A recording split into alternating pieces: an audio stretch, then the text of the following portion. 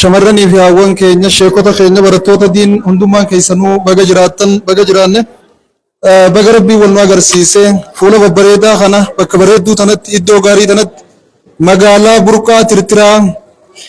keessatti arra isin wajjin akkana wal arguudhaaf hedduu gammachuun dhaga'amte guyyaa hedduu as dhufaa turre bara rakkoo san gaafa rakkoo namtuun turte san yeroo hedduu sheekota keenya wajjin Sheekh Abdulatif wajjillee tirata kan dhufnee turre Sheekh keenya Sheekh Mahammad Ammeefaa isaanumaan nu keessummeessee isaanumaa wajjin wal arguu turre malee isin kana wajjin kana wal arguun turre arrammoo sanirraa adda isinii fuulli keessanii ifuu isinii gammachuu jiru nuu bara kana roobee nuu roobee rakkoo san irraanfannee kara bal'ootti ceene gadda biduuba keenyee gara gammachuu ceene fuula babbareedaa kana yeroo bareedduu tanatti gammachuu gaarii tanarratti mana rahmaan keessatti iddoo caaltu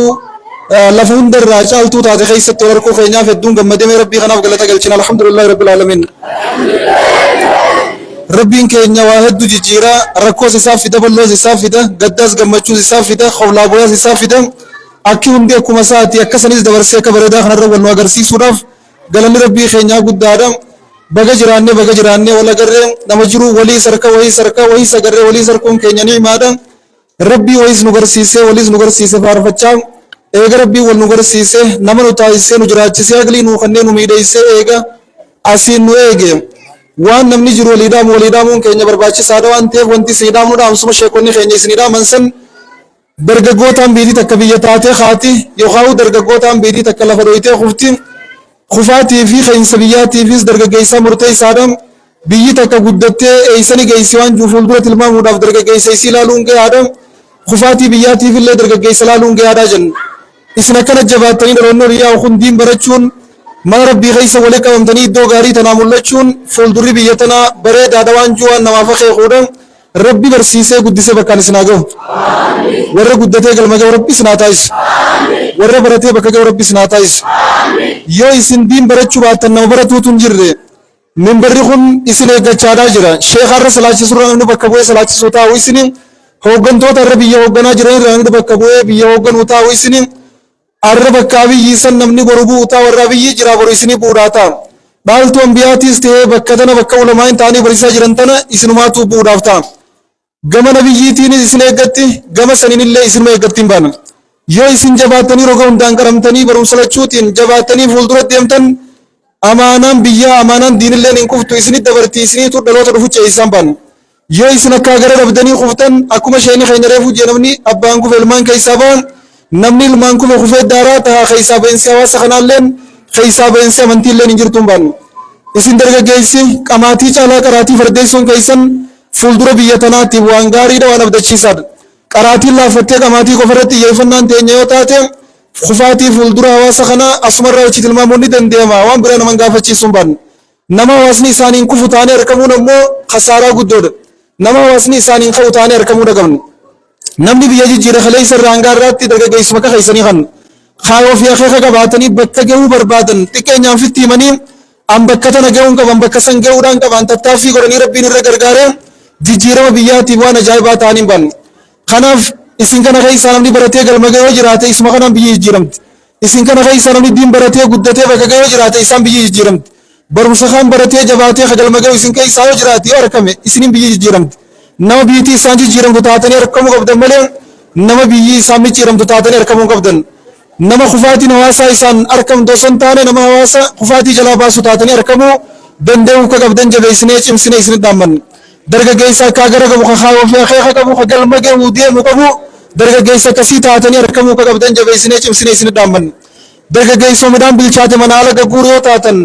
dargaggeessuma waan abbaan isaa bilcheesse mana sagara gagguuru yoo taatan faayidaan qabdan addunyaa dabbaa ta'u jirtan malee bu'aan isin addunyaadhaaf fiddanis fuulduraas hin jiruun baanu dibicha boru horma ta'u gola beekan akkuma jaan yoo jabaattanii barattan xiqqeenya kanarratti nama kaayoo fi akeeka qabu yoo taatan fuuldurri keessanillee bareedaa ta'u asumarraa namatti akeekaan baana kanaaf jabaattanii gara fuulduraa deemuu akka qabdan yoo nan barachuu baadda diinkiyyaa kufaa sammuu ta'isanitti himtanii yoo nan barachuu baadda biyyatiyyaa kufaafitti himtanii diinii fi hawaasallee kufaatii jalaa baraaruudhaaf jabaattanii cimtanii deemuu qabdan roga keessaniin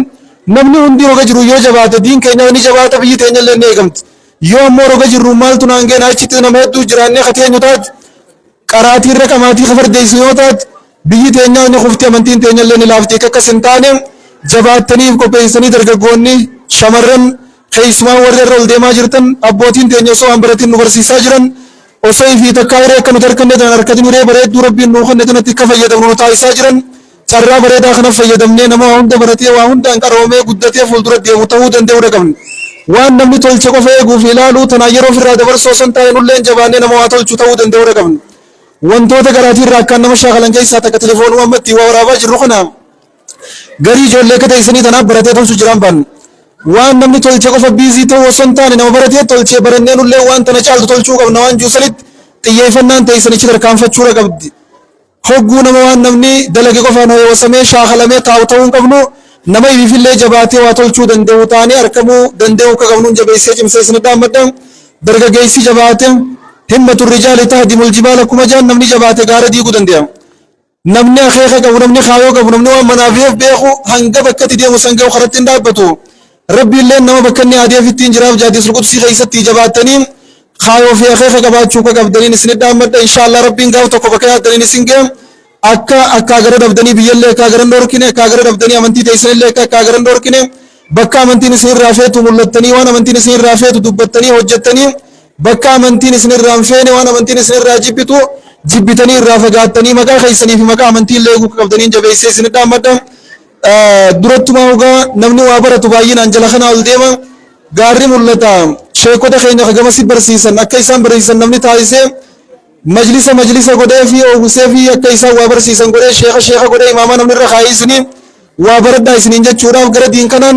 haftee takka illee qabdan isinutti jirtanii barumsa kaan illee nu baradhaa waan jiruun asumaan isin dhaammachuu barbaada. Namni waan baranne hogguunda hoogganamaadha, hogguunda ergamaadha, hogguunda namaa gattaa mataa namaa ta'uu hin danda'u, hogguunda maamuma taa'imaama ta'uu hin danda'u, waa hundaanuu jechuu kiyya. Kanaaf akkuma diin barachaa jirtan barumsa kaan illee barachuun daangaan keenya kaaniyyaa karoga hundaan saamamaa jiru. Yoo isin barattanii bakka takka geessan isiniin bakka deebi'an isiniin tiifamee hawaasni keenya saamicha irraa ba'an isiniin tiifamee daangaan keenya dhiibamuu irraa nagee ta'an hawaasni keenya hoggu takka imimmaan irraan qoorre hawaasni keenya kaaniyyaa hoggu takka diin irraan dhaabbanne kun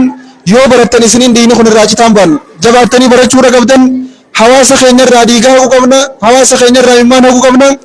dhiigaa hawaasa keenyaa qorsuu qabna jettanii kaayoo akkasiitii yoo barattan rabbiin bakkaan isin ge'amu.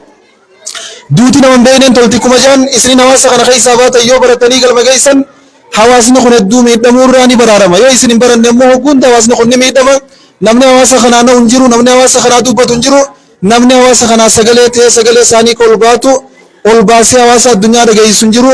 Kanaaf barattanii hawaasa kana waa hunda irraa baraaruu qabdan. Lafa teenya tarogoo hundaan saamaa jiru tanallee baraaruu qabdan. Kanaan jabeessee cimsee isin dhaammadanii barattanii waa hundaanuu barattanii tokkoffaa ta'uu qabdan dura deemuu qabdan hundaamsa sheekonni keenya reefu isin dhaamaniin gajjabeessan illee irra deebi'ee isin dhaammadde warra baratu rabbi isin haa taasisu warra roga hundaan qaramu rabbi isin haa taasisu.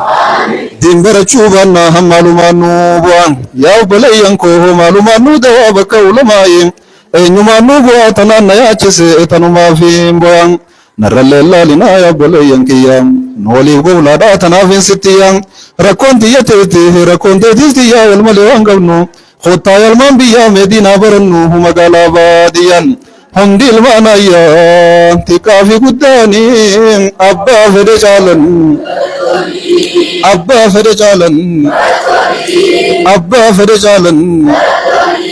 kabajaa malanii kabajaa ikhwaanii hin tuffatamina isaan tuffatanii abbaa fedhe caalan barattoon abbaa fedhe caalan yaa barattoota diin rabbii jabaadhaan halkan guyyaa ilmii dinnu baraadhaan diin keenya huwaa isin malee abbaan qabu hubadhaa mee jajjabaadhaa nu bara diin keenya huwaa isin malee abbaan qabu hubadhaa mee jajjabaadhaan arkanne diin islaamaa diin hundarra caalu barannee wal barsiifne ittiin olle haa bullu bilaa shorkachuudhaaf qadrii isaa wallaallu ol kaane wal kaafne barannee barsiisuudhaaf hayaallu sabriifi taphaatoo saa kadhannu jaleet sabriifi taphaatoo saa kadhannu jal inshaallah yeroo hundaa wal agarra rabbiin irra wal nu garsiise boruus wal nu agarsiisa caalmeetti yoo gad dhuftan gaachitti kuma Sheekh Maalik Jaa wal harkuudhaaf jiran kana caalaa isin irra turre wal irra taa'u jirtan firra taa'u jirtan galatoomaa ulfaadhaa simannaan isin nu gootan hedduu nama gammachiifti simannuma namni fi nama fi simaturu simattan bakka isin yaadne waliin nu simattanii galatooma ulfaadhaa isiniin jechaa. Wassalaamu alaikum warahmatullaahi wabarakaatuh. Allahu akbar, Allahu akbar, Allahu akbar. Tolee gaa kunoo kana fakkaataa obboleewwan keenya sagantaa keenya kanaaf hawaasni keenya galatoomaa jazaakallah khairan jazaa keessan jannata haa ta'u isiniin jenna. Kanaaf obboleewwan keenya nagayaan nuuf galaa isiniin jenna gaa inshaallah.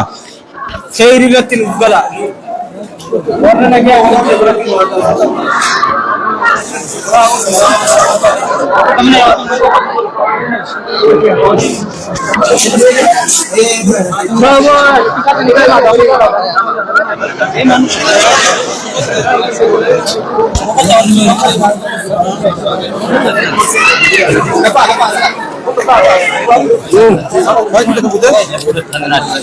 Galatooma.